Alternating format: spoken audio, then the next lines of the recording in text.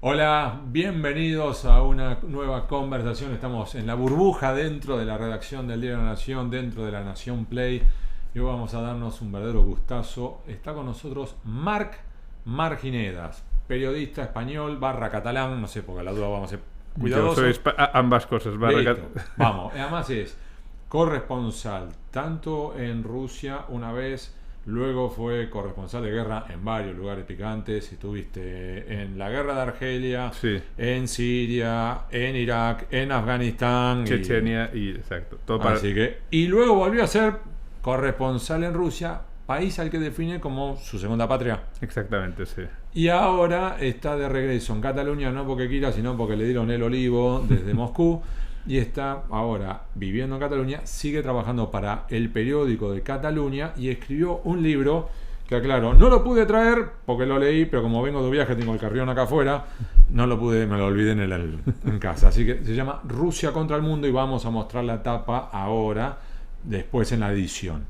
Es de Editorial Planeta y es una maravilla. Y es el libro en el cual, si querés, vamos a definirlo en 30 segundos. ¿Cómo lo definirías vos ese libro? Es el libro que describe los métodos que ha utilizado el régimen de Putin para consolidar su poder internamente y para expandir su visión en el mundo. Y se basa en tres elementos: la instrumentalización del terrorismo, el uso de las mafias rusas como elemento de influencia en el exterior y la propaganda.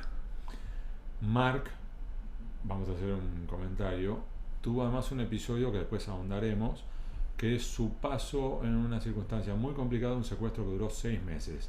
Pero acá el énfasis va a estar centrado en Rusia, porque justamente a partir de este libro, Rusia contra el mundo, que empezó este disparador entre nosotros dos. Exactamente. Entonces, en esa línea, y yendo con estos tres ejes que vos marcaste, es primero, para poner en contexto a los que nos están viendo, vos fuiste corresponsal en Rusia en dos bloques, dos periodos. El primero fue, Del 98 al 2002, y el segundo, del 2015 al 2022. con lo cual, en definitiva, entre el inicio y el final fueron 20 años que Sí. viste la evolución de ese país de la mano, si se quiere la expresión, de Vladimir Putin, ¿correcto? Exactamente, Vladimir Vladimirovich Putin.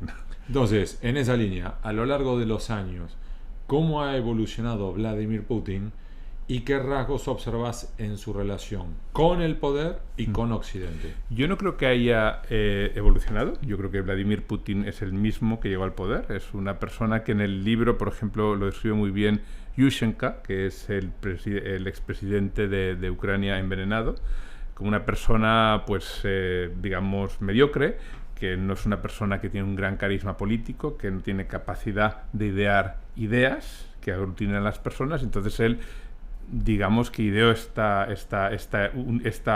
lema de la unidad nacional, que es que Rusia está en conflicto con todo el mundo. De ahí el libro Rusia contra el mundo, ¿no? Putin llegó al poder mediante una guerra. Nada más cuando ya era primer ministro lanzó una guerra, y digamos que el lanzamiento de las guerras es una constante en su trayectoria, ¿no? Guerras que en muchos casos, pues bueno, como la primera guerra, la guerra de Chechenia, llegó al poder a través de atentados, digamos, autoinfligidos, que permitieron, digamos, crear un estado de opinión pública en Rusia que justificaban el lanzamiento de una segunda guerra en Chechenia, ¿no?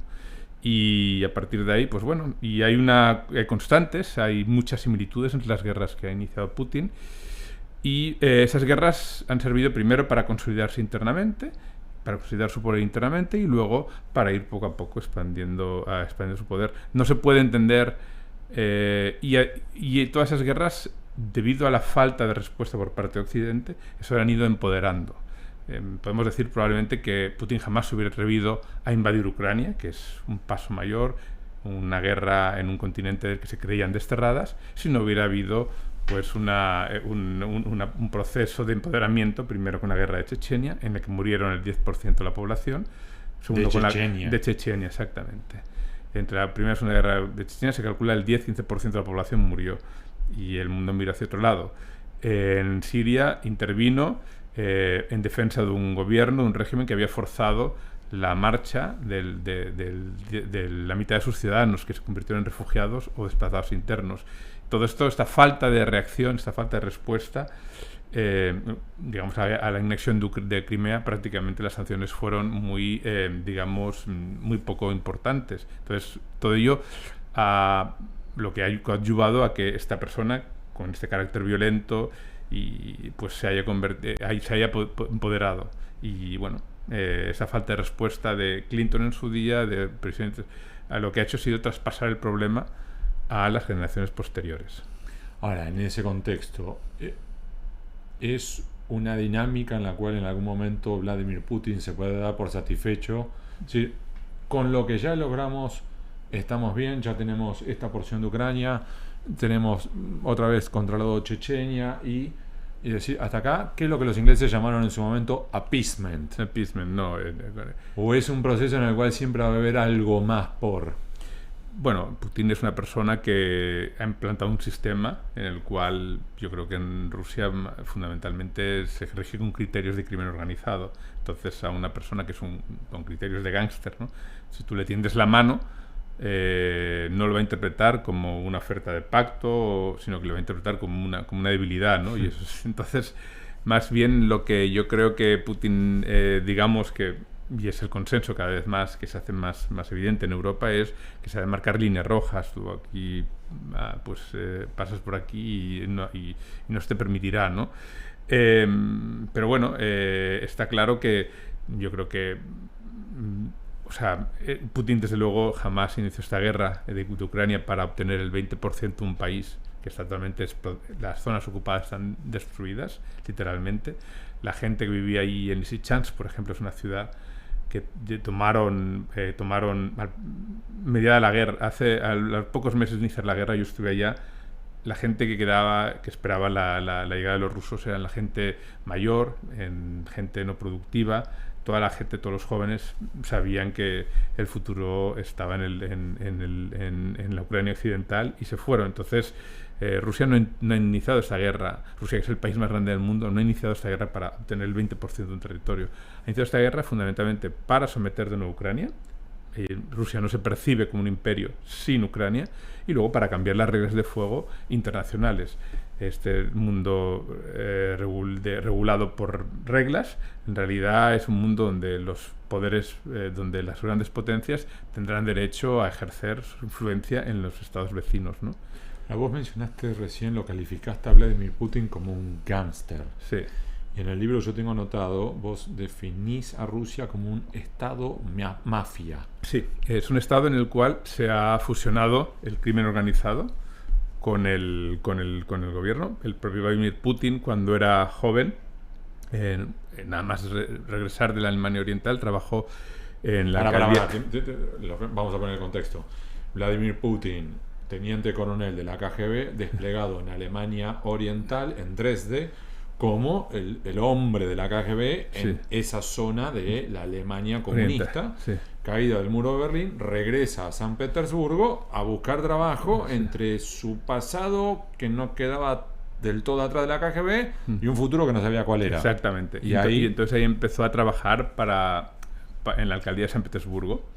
En la alcaldía de San Petersburgo era lo que equivalente en España a teniente de alcalde. Y entre las cosas que se dedicaba a él, pues era a conceder licencias de juego en la ciudad. Entonces él, justamente con una persona que está encausada en España como supuesto capo de una logia mafiosa de las más importantes del mundo, Tambovskaya Malishevskaya, llevó a cabo un negocio conjunto de una red de casinos municipales cuyos beneficios en teoría debían de paliar la escasez de alimentos y de productos que había en esos momentos en los supermercados, ¿no? Ese negocio se fue al garete.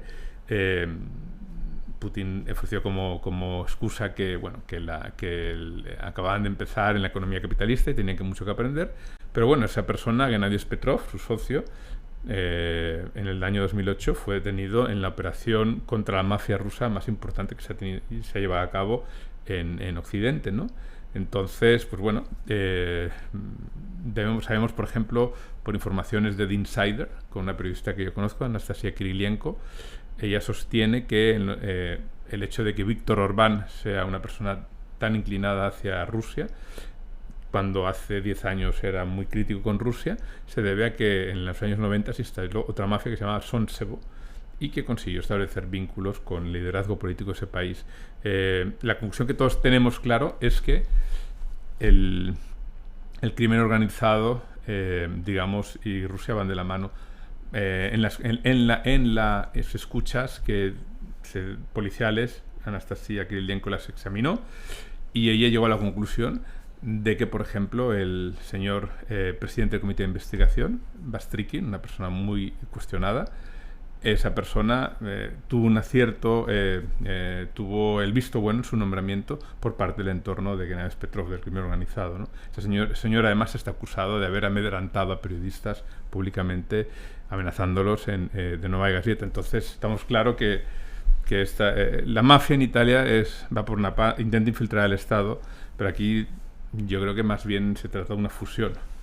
Ahora, vos en el eje del frente interno vos remarcas mucho aristas de propaganda, de represión, mafia, dinero, poder, ¿sí? Esas son las dinámicas habituales en el frente interno. Sí. Ahora, y después cuando se trata del frente externo, y más allá de la retórica, ¿sí? de la OTAN y demás, ¿cuál es el verdadero objetivo estratégico de Putin en Ucrania? No, es fundamentalmente poner patas arriba el sistema de relaciones internacionales, establecer con Europa una relación en la cual, digamos, que tenga que tratar con estados individuales. Él habla de que es la OTAN su gran enemigo, pero uno de sus grandes enemigos, al mismo nivel o incluso más que la OTAN, es la Unión Europea. La Unión Europea es un polo de atracción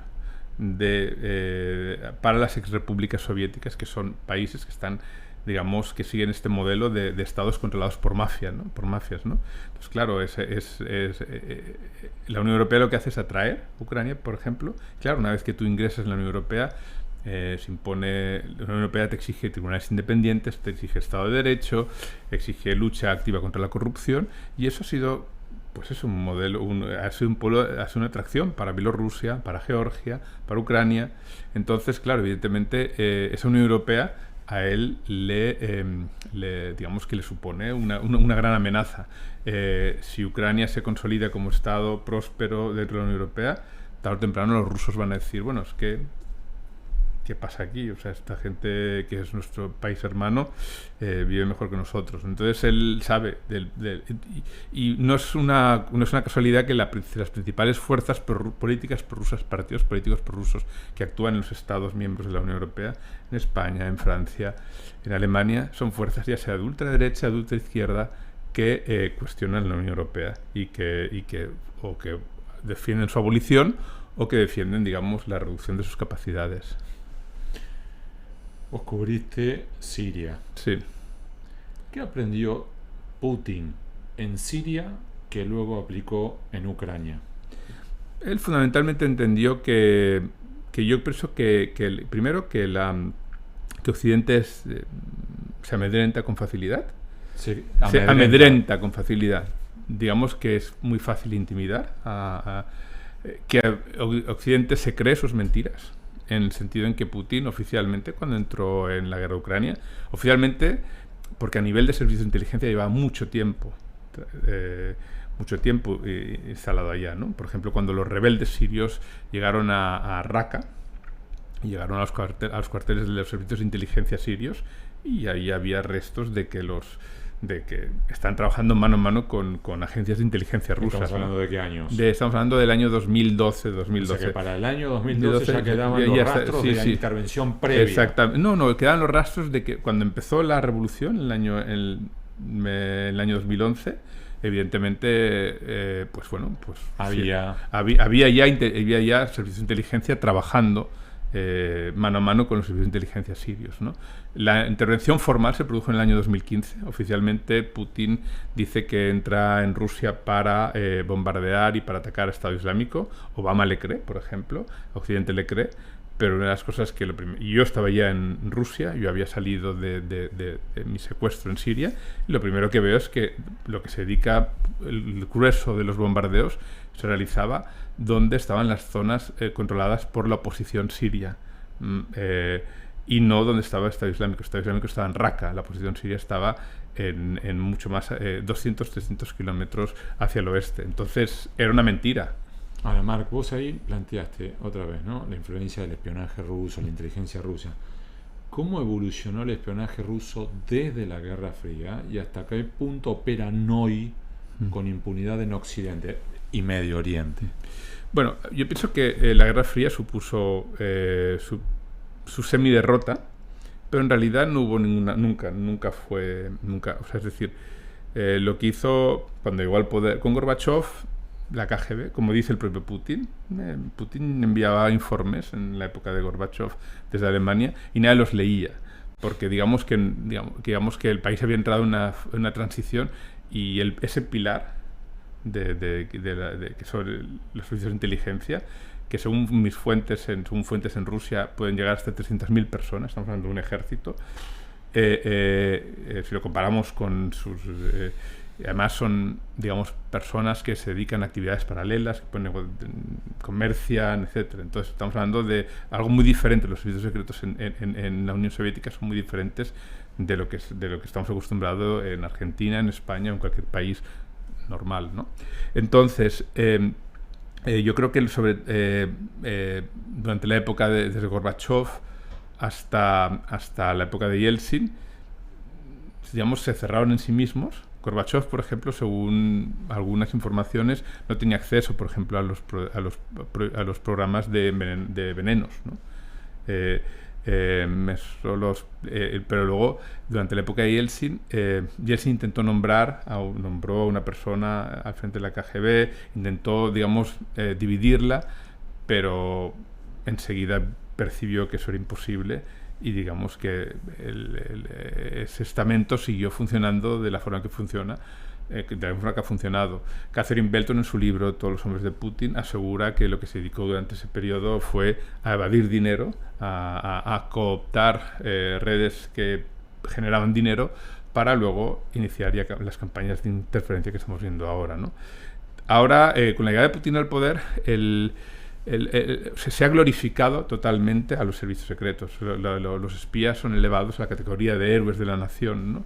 Una de las cosas que me sorprendió más fue acudir a la tumba de África de las Heras, que es una persona que estuvo vinculada al asesinato de Trotsky, también en la KGB.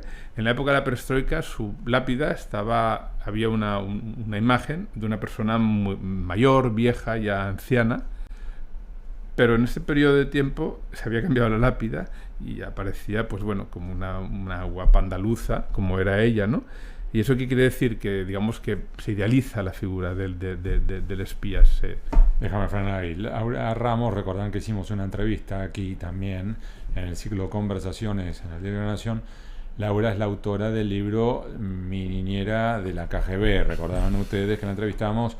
Esa niñera era esta África de las Heras, que en su etapa en América Latina vivió en Uruguay haciendo operaciones en la Argentina y era la máxima responsable de los espías, cuenta Laura Ramos, tanto para América Latina como para Europa Occidental. Luego vuelve a Rusia y es donde termina siendo condecorada, elogiada, ciudadana rusa, y la terminan enterrando como una de las grandes glorias del espionaje de la Unión Soviética, ¿no? Aunque yo diría que su tumba no me parece especialmente gloriosa, ¿no? No está en Novodievich. Novodievich es el cementerio de las autoridades. Está en otro cementerio.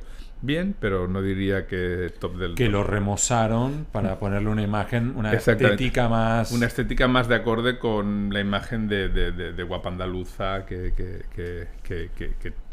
tenía en su juventud, ¿no? Y eso me lleva al disparador de ¿qué tan profunda es la influencia del Kremlin en América Latina y qué mecanismos se utiliza para expandirla? Bueno, yo creo que pensar que en América Latina la guerra de Ucrania está lejos es un error.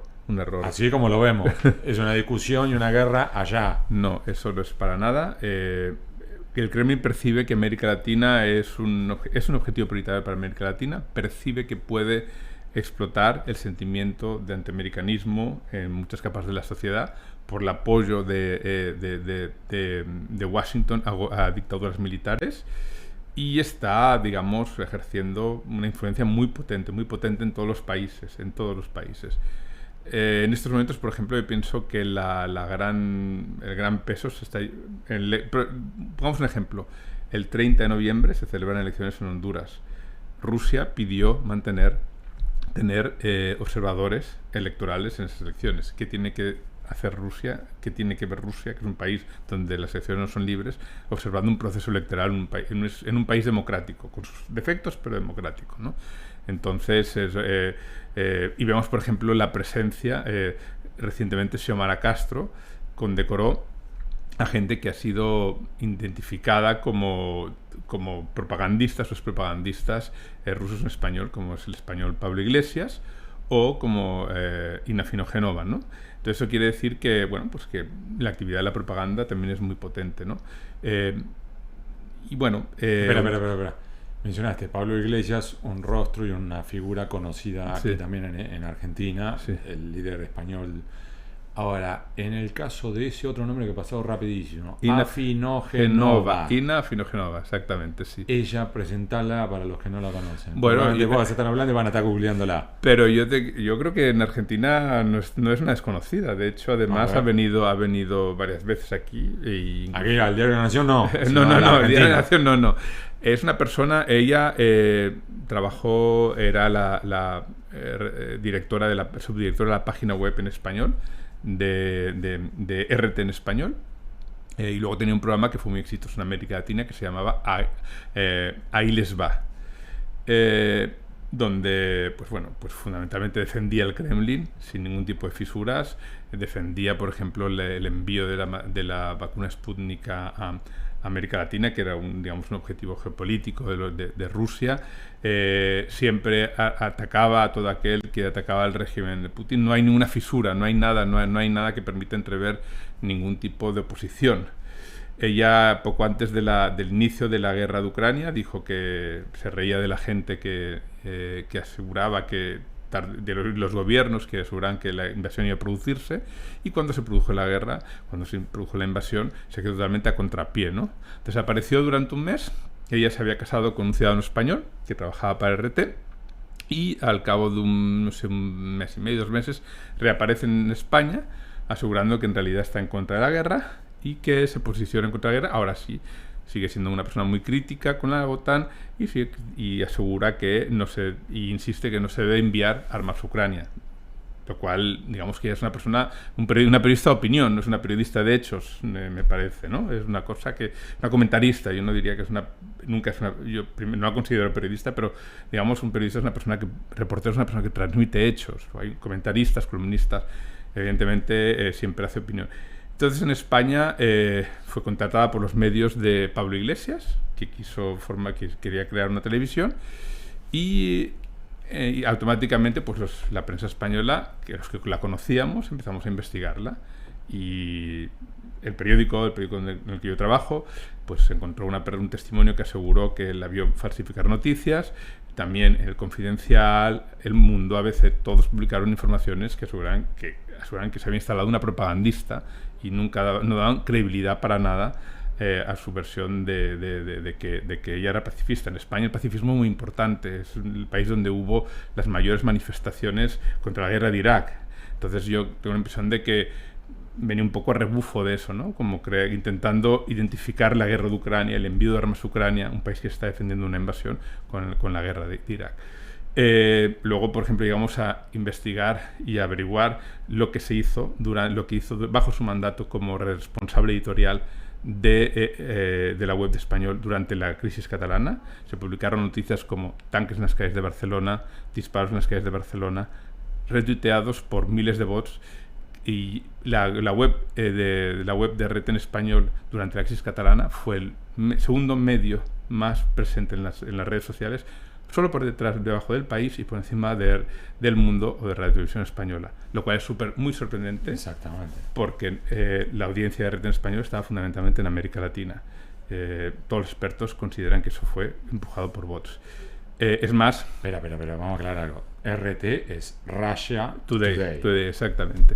Y una última cosa que salió recientemente es que el ministro de Presidencia, Félix Bolaños, ante la Comisión de Seguridad Nacional del Parlamento de las Cortes, él aseguró, no hubo trama rusa de apoyo al independentismo catalán, supongo porque entiendo que quería congraciarse con los nacionalistas catalanes, pero sí desde webs, televisiones gubernamentales rusas, se intentó debilitar al Estado y a la Unión Europea.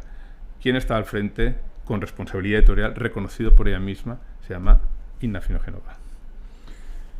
En Occidente, y nos incluimos, ¿no?, los medios tienden a reducir la historia rusa a la figura de Vladimir Putin.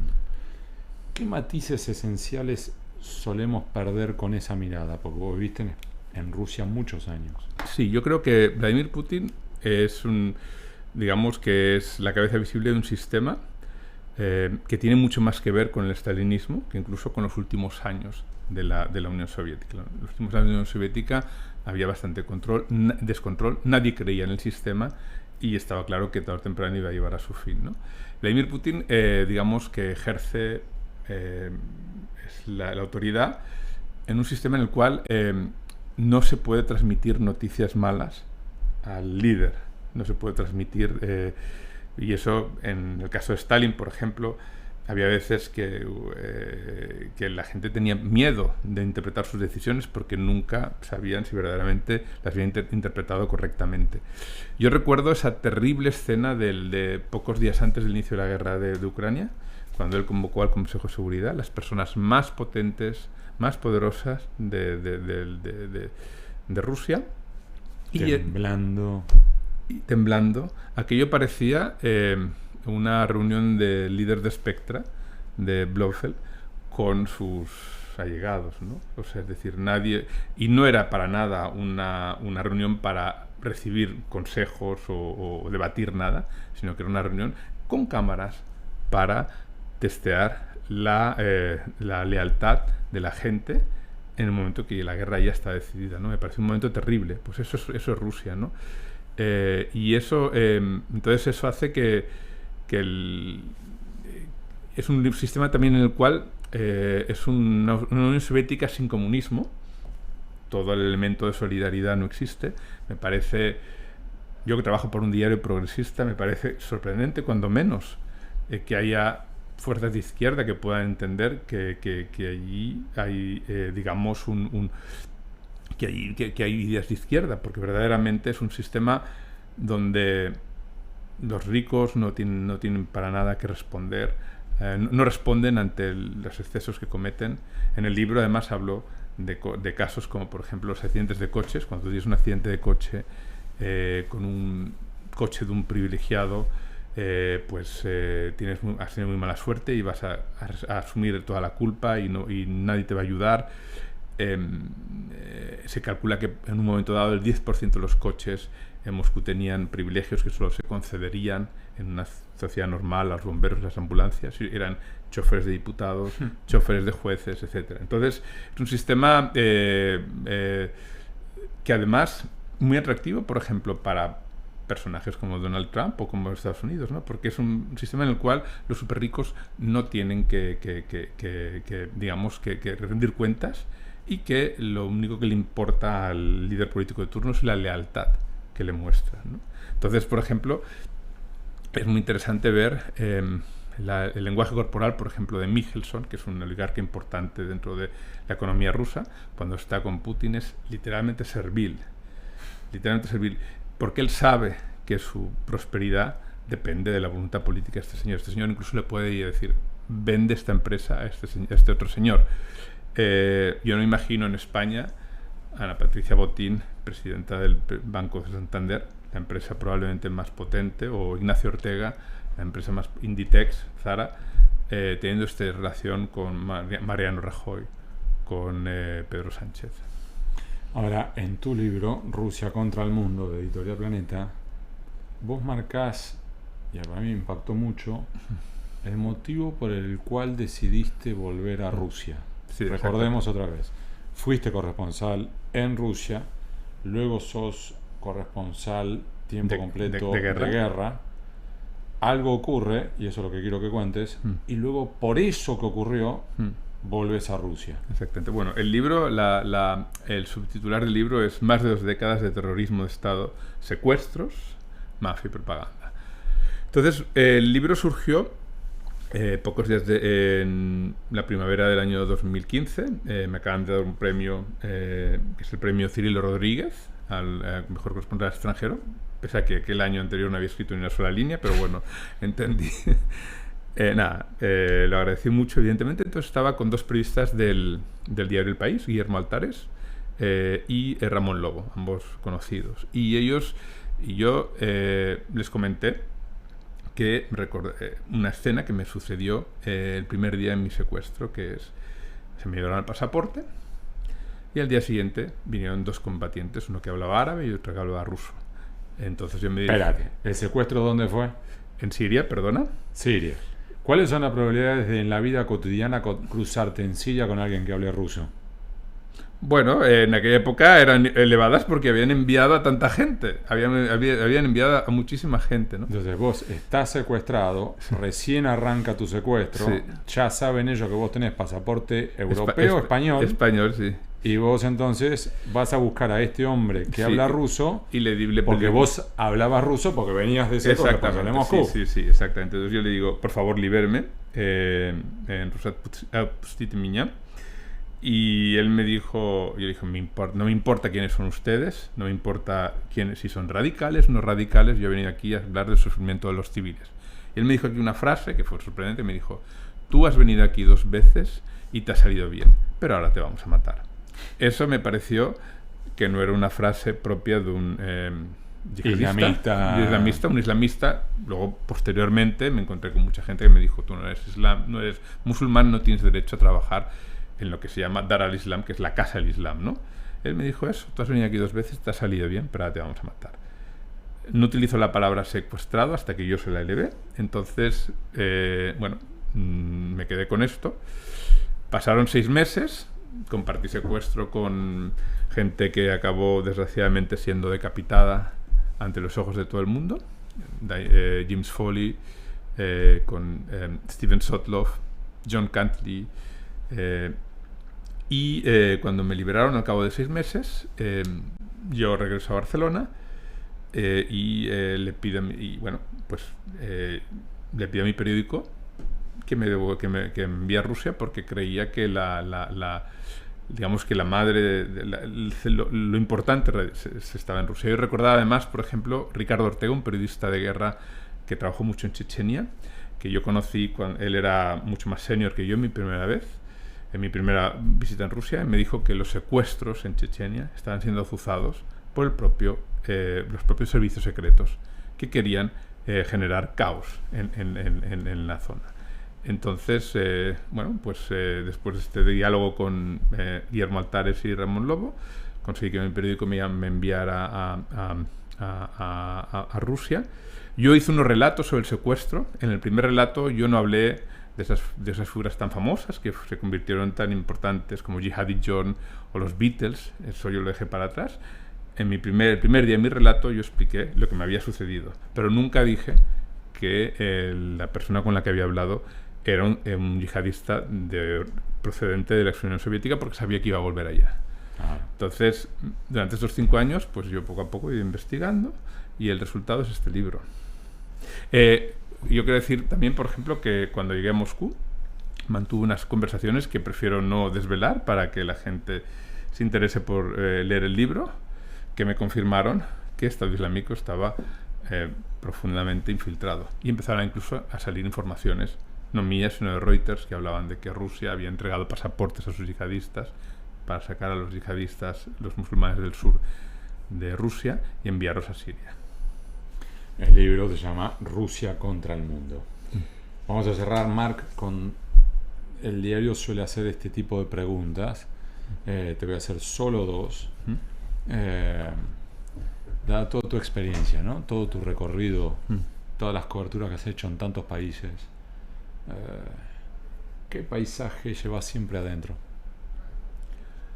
Para mí la verdad es lo más importante. Es decir, yo creo que nosotros como periodistas lo que tenemos que hacer, hemos hecho un juramento hipocrático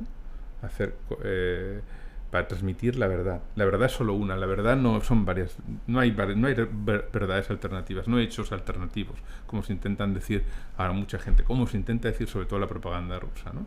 Y Margarita Simonian, la primera, dice, no existe una realidad, existen muchas formas de acercarse a ella. No, es una realidad. Esta camisa es verde, este pantalón es azul, esas gafas son negras, ¿no?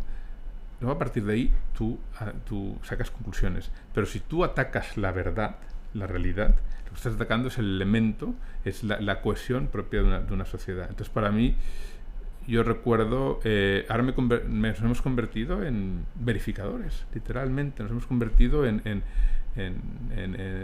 y un poco mi trabajo, cuando era corresponsal en Moscú, los primeros años, tanto en la primera vez como los primeros años, era corresponsal. Yo veía desde la distancia y veía, por ejemplo, el trabajo de los periodistas de investigación en Rusia. Y yo ahora me he convertido en un periodista de investigación sobre Rusia en España, porque están en España. Y en América Latina, evidentemente. Y si querés, en un plano más personal o profesional, ¿con quién te gustaría tener una última charla?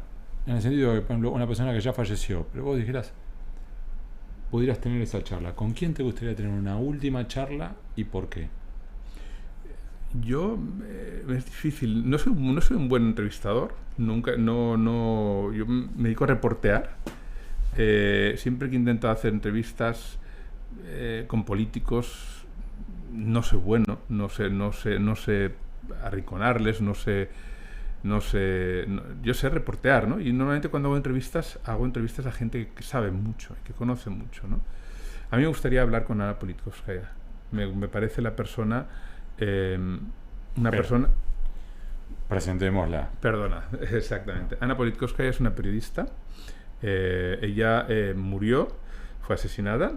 Ella es la persona que, por ejemplo, demostró que Rusia los servicios secretos rusos estaban implicados en los secuestros de extranjeros durante la guerra de Chechenia. Y lo demostró.